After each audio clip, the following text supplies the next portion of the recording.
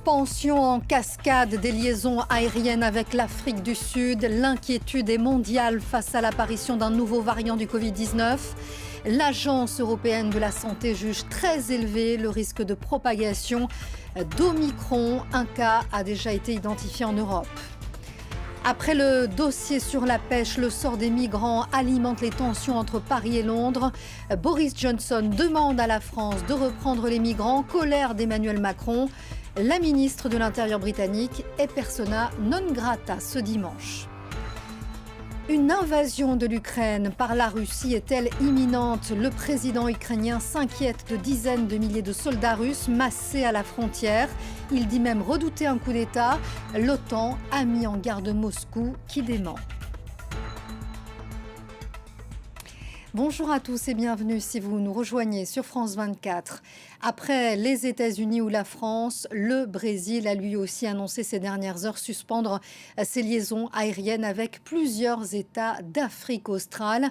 En cause, l'apparition d'un nouveau variant baptisé Omicron. Il est très contagieux et le nombre de mutations inquiète tout particulièrement les scientifiques. Il pourrait résister au vaccin. Une trentaine de cas a pour l'instant été recensés dans plusieurs États. Bilal Tarabeh. Pour beaucoup, c'est un départ en catastrophe. Got the news about 4 o'clock this morning that the UK's red-listed South Africa again. 6 in the morning we find out that there's a possibility to get back. So we've got the last 2 seats. Depuis l'annonce jeudi de la découverte du variant du Covid-19 Omicron, la liste des pays qui interdisent les vols en provenance d'Afrique du Sud ne fait que s'allonger. Le Royaume-Uni dès jeudi, les États-Unis, le Canada, la France ou encore Singapour. Des restrictions qui tombent très mal. C'est le début de l'été austral en Afrique du Sud, c'est-à-dire la haute saison touristique dans le pays le plus visité d'Afrique subsaharienne. Already I've let go the 2 ladies which I work with them. Now that there's a cancellation of flight, which means there will be no more tourists, so we are going to close. Paysages de savane, éléphants, canyons, forêts. Le tourisme en Afrique du Sud représentait presque un emploi sur 10 avant la pandémie. We had a full December booked with tours for the first time. Small hotel owners and B&B owners saying everyone's cancelled. Just really, really bad news. Le gouvernement sud-africain dénonce des mesures draconiennes contre le pays. Many of the countries which have come with this kind of draconian reaction are themselves battling with a fourth wave. Le nouveau variant Omicron découvert en Afrique du Sud possède des mutations multiples qui le rendraient très contagieux, voire plus résistant au vaccin. L'Organisation mondiale de la santé a pourtant déconseillé les interdictions de voyage dans le pays pour privilégier, dixit, une approche scientifique. Le sort des migrants au cœur de nouvelles tensions entre Paris et Londres après la noyade de 27 personnes mercredi dans la Manche. Dans une lettre, Boris Johnson a demandé ce vendredi à la France de reprendre les migrants. Colère d'Emmanuel Macron, annuler la venue de la ministre de l'Intérieur britannique à une réunion ce dimanche. Les détails avec Florent Rodeau.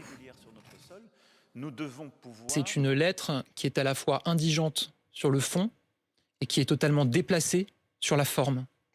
La lettre en question, la voici. Dans ce courrier publié jeudi soir sur son compte Twitter, Boris Johnson appelle Paris à reprendre tous les migrants qui arrivent illégalement au Royaume-Uni depuis la France.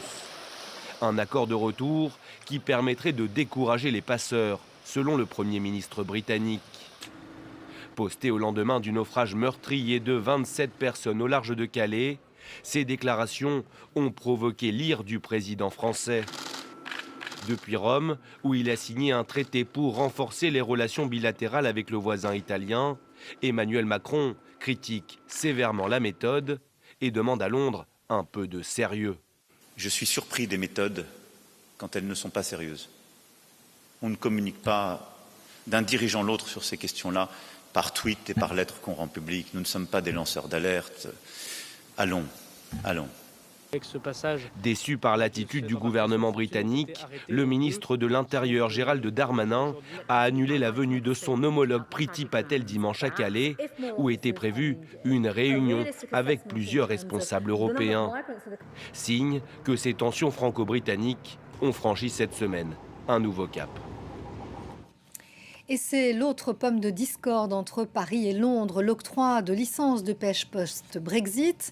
On en vient donc à ce coup de force des pêcheurs français ce vendredi, une journée d'action au cours de laquelle des ports et le tunnel sous la Manche ont été bloqués pendant plusieurs heures. Regardez. Ils sont passés des paroles aux actes. Comme ils l'avaient annoncé, ces pêcheurs boulonnais ont bloqué le port de Calais, mais aussi le site du tunnel sous la Manche, par lequel transitent 25% des échanges commerciaux entre le Royaume-Uni et l'Europe. Leur message, placardé en français et en anglais, est clair. Ils demandent à l'exécutif plus de fermeté dans la négociation des licences de pêche avec Londres. C'est plutôt une action symbolique pour que le gouvernement se bouge, le gouvernement britannique se bouge. S'il n'y a pas d'amélioration, bien évidemment qu'on va montrer nos dents. À ce jour, plus de 150 bateaux français n'ont toujours pas reçu le précieux sésame pour pêcher dans les eaux britanniques. C'est notamment le cas d'Emmanuel Pochet, qui se félicite de cette mobilisation. On a rarement vu ça, que tous les ports sont mobilisés. Ça va d'ici jusqu'en Bretagne, quoi. Tout le monde est concerné, en fait, quoi. En début d'après-midi, des pêcheurs ont également bloqué le départ des ferries à Ouistreham. Des opérations coup de poing débutaient au petit matin. Il faisait encore nuit lorsqu'une dizaine de bateaux ont jeté l'ancre à Saint-Malo. Les fumigènes étaient de sortie. Objectif de cette opération, empêcher les ferries britanniques d'accoster. On s'arrête maintenant sur ce scénario, un projet de coup d'État doublé d'une invasion militaire par la Russie. Voilà les accusations portées ce vendredi par le président ukrainien. L'OTAN a mis en garde Moscou, accusé d'avoir déployé ces dernières semaines des troupes à la frontière. La chancelière allemande réclame quant à elle des sanctions de l'Union européenne. Inès Olagaray. Une guerre doublée d'un coup d'État. Le président ukrainien ne mâche pas ses mots. Depuis plusieurs semaines, la tension monte entre Kiev et Moscou. Et désormais, Volodymyr Zelensky évoque publiquement la possibilité d'un conflit armé avec la Russie. J'ai reçu une information comme quoi un coup d'État pourrait avoir lieu dans notre pays début décembre. Et il y a des intimidations disant qu'une guerre aura lieu demain. Nous contrôlons nos frontières, nous sommes prêts à toute escalade. L'Ukraine affirme que 92 000 soldats russes sont postés près de sa frontière. La présence de ces troupes suscite l'inquiétude des alliés de Kiev. Ce vendredi, l'OTAN a mis en garde la Russie.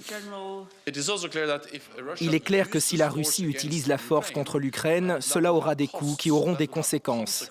C'est pourquoi nous continuons à appeler la Russie à éviter l'escalade. De son côté, Moscou nie tout plan d'invasion militaire et accuse Kiev de provocation.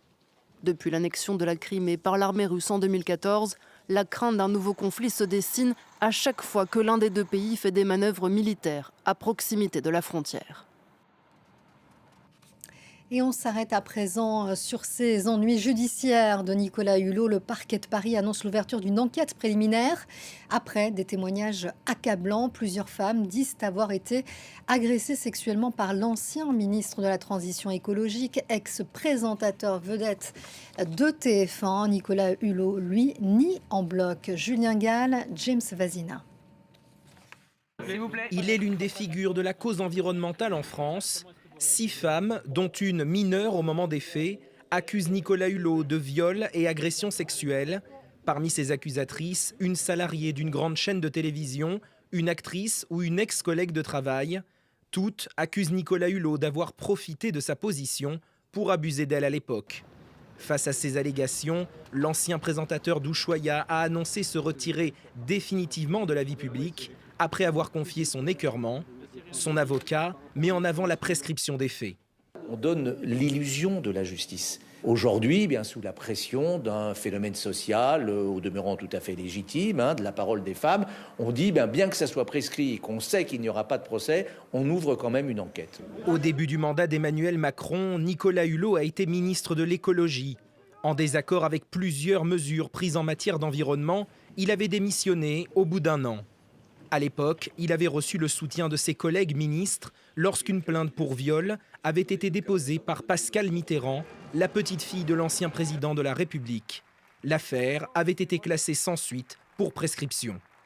Concernant les récentes accusations contre Nicolas Hulot, le parquet de Paris a ouvert une enquête préliminaire pour viol et agression sexuelle, pour des faits susceptibles d'avoir été commis à Paris à l'égard d'une victime mineure.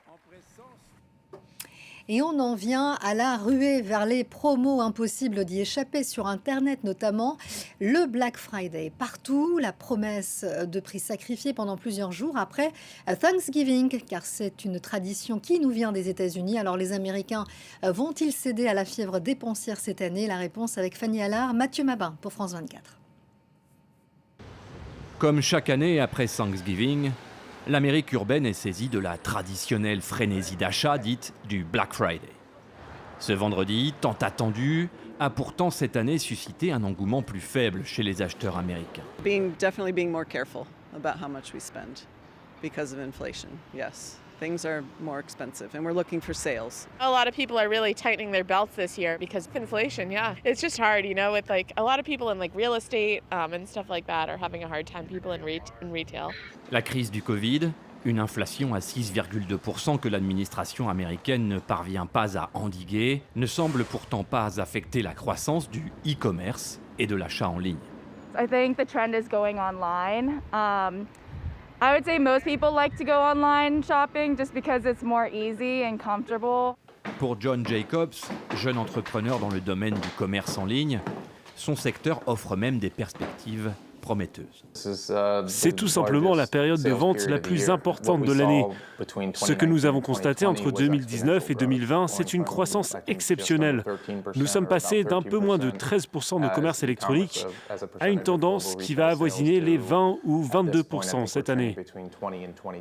Avec le Black Friday et jusqu'à ce lundi donc, les analystes de la vie économique américaine disposent d'un observatoire efficace qui pour le moment semble confirmer la timidité de la reprise américaine. Et avant de terminer, un peu de féerie, le marché de Noël de Strasbourg fait son grand retour dans une atmosphère un peu particulière. Après l'annulation de l'édition 2020, vous allez voir que les visiteurs ne cachent pas leur joie de boire un bon vin chaud. On en oublierait presque la reprise de l'épidémie de Covid-19. Sylvain Lequesne. C'est un moment de joie et de fête que Strasbourg attendait impatiemment. La magie du plus vieux marché de Noël du pays est de retour. L'an passé, il avait été annulé en raison de l'épidémie. Le début d'un mois de festivités pour finir l'année avec le sourire et du baume au cœur. C'est féerique, hein, toutes les illuminations, les chalets. C'est magnifique, c'est la féerie de Noël. À 19h, du haut de ses 30 mètres, le sapin de la place Kléber s'illumine dans la nuit. C'est le symbole incontournable de ce marché de Noël, avec ses 7 km de guirlandes et sa centaine d'étoiles lumineuses. C'est un grand plaisir, c'est très chaleureux de retrouver cette ambiance féerique et le magnifique sapin de Noël de Strasbourg. Depuis 1570, ce marché a traversé les siècles. Il est aujourd'hui le plus visité de France. Durant un mois, 1,5 million de personnes viendront arpenter les allées. Même si l'ombre du Covid plane toujours, les masques sont bien sûr obligatoires. Voilà, c'est la fin de cette édition. Merci à vous de l'avoir suivi. Merci aussi à la régie. Le prochain journal, c'est dans une quinzaine de minutes. Restez sur France 24.